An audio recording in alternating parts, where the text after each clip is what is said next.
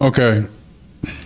So I was thinking about something and I wanted to get it down in the digital or, put it out there in the universe. And I thought, I'm gonna make a video about it. And I went over the whole idea of, should I make a video or should I just make a post? And the idea of me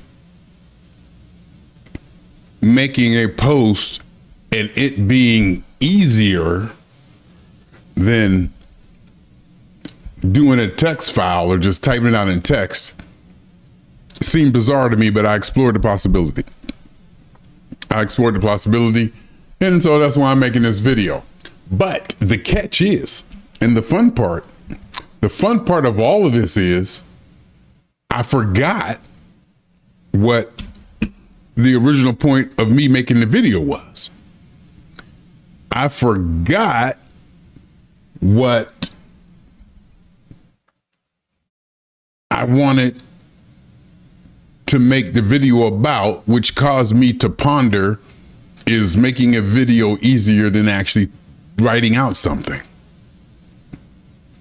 And I guess for me making videos all these years and the system I got set up and the, blah, blah, blah, blah, blah, blah,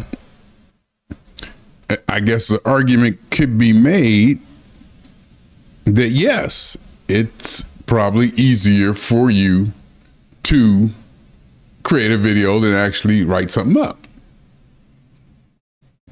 So I just made the video. So I just made a video to talk about the fact that I was thinking about making a video. And I pondered the idea that making a video may be easier for me than actually typing out a paragraph or two.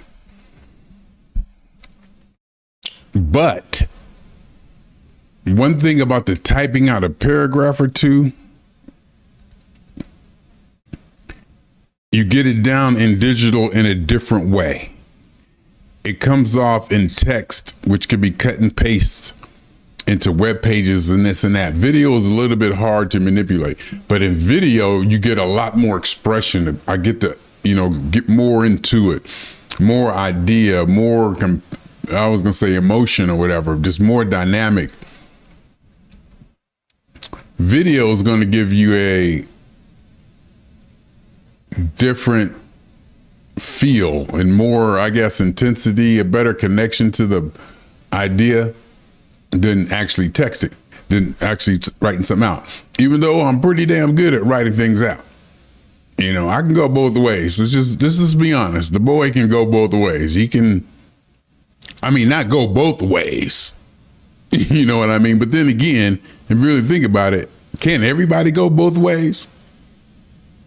Not to get completely off of the subject, but in general, as a generalized idea, is there such thing as, well, I guess you could say I don't go both ways. But if you think about it in the physical realm of the universe, it's impossible to go both ways. No, it is possible to go both ways. You can go one way, then you can go the other. So that's go both ways. Can you go both ways simultaneously? Now we're getting into logic. But I think you could say, I don't like to speak in absolute. What's going on? I need to get this going. This person needs this, and this is just acting crazy. But I guess my whole point was saying I don't or I can't. It's hard to. I don't like. Well, I don't like speaking in absolutes. Never. It's basically not saying never. Never say never. Basically, that's what I'm trying to say. That's basically what I'm trying to get to. Never say never. Just as bottom line. And then I guess the best you can say is I don't go both ways, because the opportunity is always there. And you can say, no, I never would. But you don't know, because you can never say never. Even though for a lot of people, just even contemplating the idea of something like this is a abomination, which could have you burn in hell for an eternity. But having gotten completely off the subject, I could go both ways in writing and making video, because I do feel comfortable that my dynamic video style and my loquacious nature and the way in which I can pull words and use words is just as creative if I was to write. It's a different style. It's a different thing you can do when you write as opposed to the video. I guess it's two different things, two different ways you can really get at an audience or get your point across or be creative or be provocative or, nuance or whatever, just to keep people's attention. And it's not really keeping people's attention to a degree, but it is. I mean, because we're doing this thing here, and let's be real. I mean, we're doing this thing here and everything is about self and attention. That's wrong. I just said that. I need to do a pause. I need to pause. I'm a pause. Okay, so where was I? Of course, I'm not even on the screen right now. Oh, what happened to me? I disappeared. What did I just do? I can't move that. What did I just do here? I'm on the right thingy. Oh, what's that? What did I do? Oh, look at me. Oh, look at that. Is that different? You're seeing all that, aren't you? You're seeing all that, aren't you? Looks like I must have hit the wrong thing. I could leave it like that. How's that look? If I left it like that and bring it down some. I like to bring it down some. I like to be at the top. How about if I leave it like that? That looks interesting, doesn't it? Is that kind of an interesting look? But anyway, see, you can't do this if I was to type out text. You want me to do this if I was to type out text, something cool like that, considering you think that's something cool. Let me change the background. Can I change the background? I can change the background. If I change the background for that one, does it change for all of them? Does it? I think it does. I think it did. It changed for all of them. What did I say? So,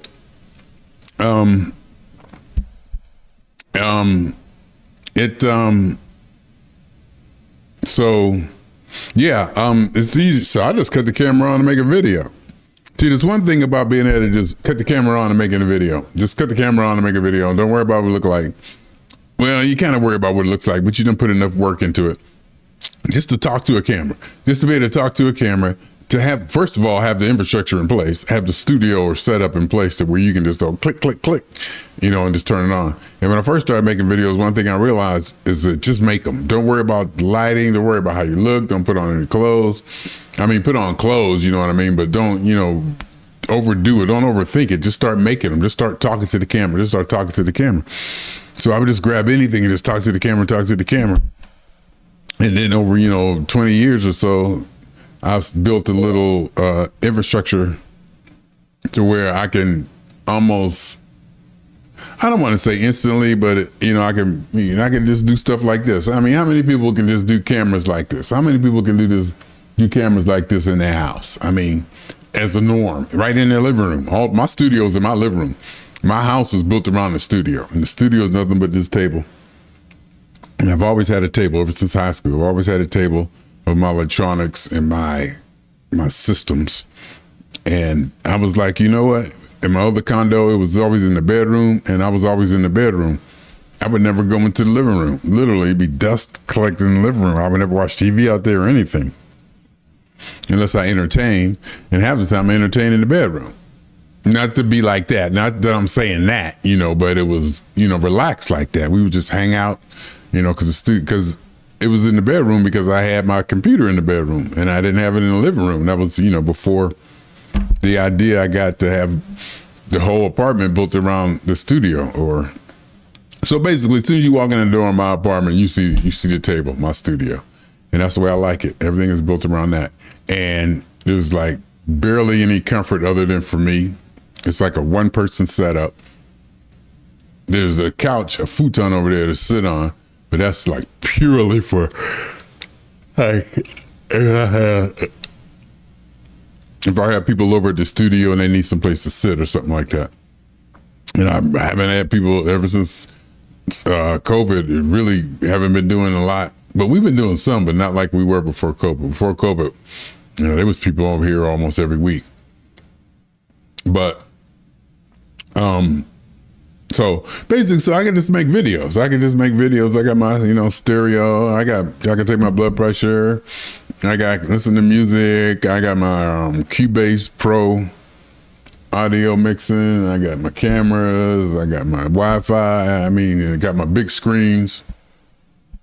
See, I got my screens and see my studio monitors, extra keyboard, and just work laptop. I'm working now, and it just continues. I love computer technology. I've always loved technology, electronics and technology, and I made the transition in 1995 from being an electronic technician to computer networking. Went to school on a government dime or something like that to get CNA training. They were giving it out. I jumped on it. Went to 2 schools at one time. I tell the story again and again. I'll tell it again because I do like telling this story. I got laid off from Avacom. Took a year off. Planned out a strategy where I can get a bachelor's degree and some network training. And I need to pause. So, what was I saying? Just my setup. I'm comfortable with talking. I always wanted to be comfortable. Another thing I always wanted to do was be comfortable. What I talk about when I took off a year, went to school, training, whatever. Also, I wanted to do was always be comfortable just talking, just cutting something on and talking, expressing. I always wanted to be comfortable and to have a platform to where I could say whatever I wanted to say without, not fear of retribution or fear of retaliation, but without, to candidly just be able to talk and just stream consciousness and just be loopy and quote unquote crazy, stupid, whatever. I always needed that around me. I always needed that space around me to where I can express myself to any degree that I want to. And half the time I don't know what degree that is, but I always wanted to have to have that space and that freedom to be able to just say and do whatever I wanted to say and do whenever I wanted to say and do it. That make any sense? Does that make any sense? I'm going to pause. All right, I got to go to lunch. I got to get ready to go to lunch. But what was I saying? I forgot what I was talking about. But I would say this too. Okay. What I was saying was to have that space to be able to say whatever I want like now, just because I just feel like talking. So I created a space and an independence or whatever you want to call it to where I can just say whatever I want to say when I want to say it. That seems to be important to me. Even if the way I'm talking now, just talking like I'm spastic or not spastic, but erratic or something. Just letting it run off me. Just let it run off me. Be comfortable enough to just let it run off of me, run out of me, just to go into it, just to feel it, be in the moment, whatever you want to call it. Just being is being. Being Jeffrey. Like I said before, it's not that I love Jeffrey.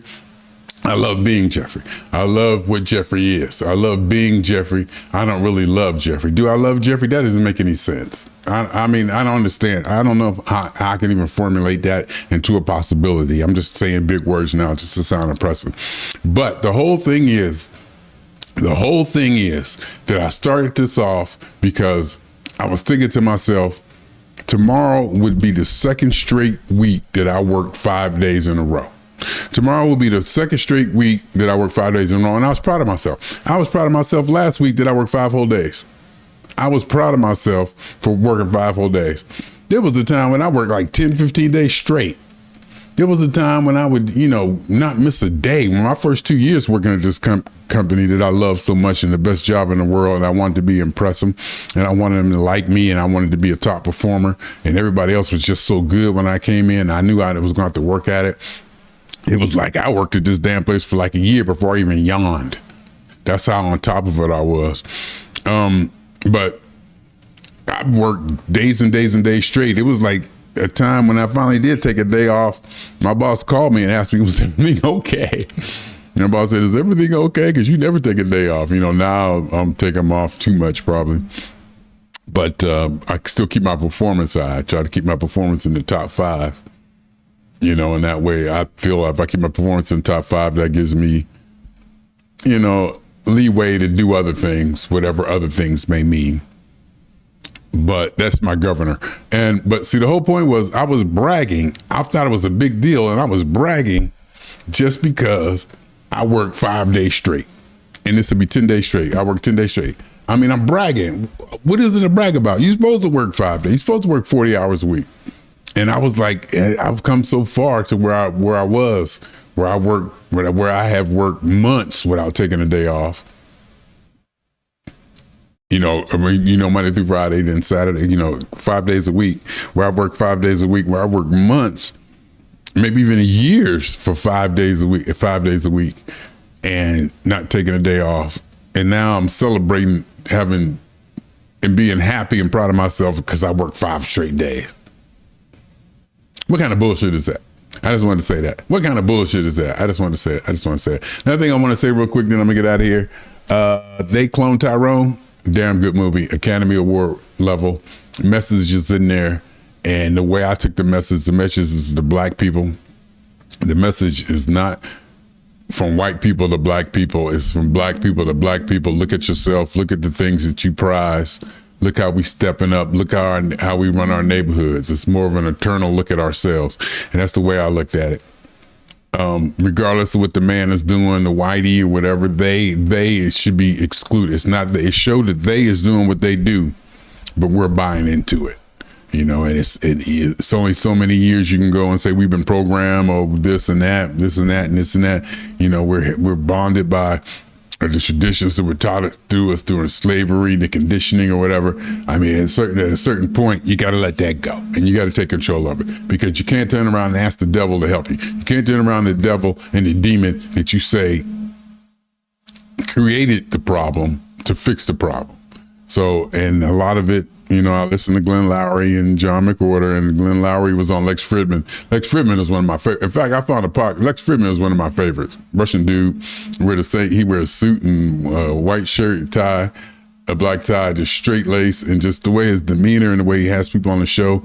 He has a lot of good people on the show. I'm just impressed with him.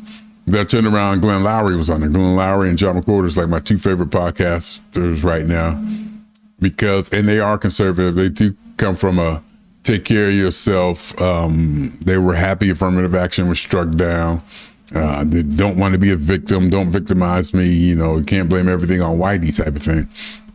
And he was on Lex Fridman, and that was, I sat there and listened to him talk, and I was like, that's cool. That's cool, because Ben Netanyahu was on Lex Fridman. I mean, there's a lot of people on there. I don't know why I said Ben Netanyahu. For some reason, his name just pops out at me. It's really good. I mean, everybody's been on Lex Fridman. All different kinds of astrophysicists and social people and network and all that. But anyhow, I just wanted to say that and say that. Okay.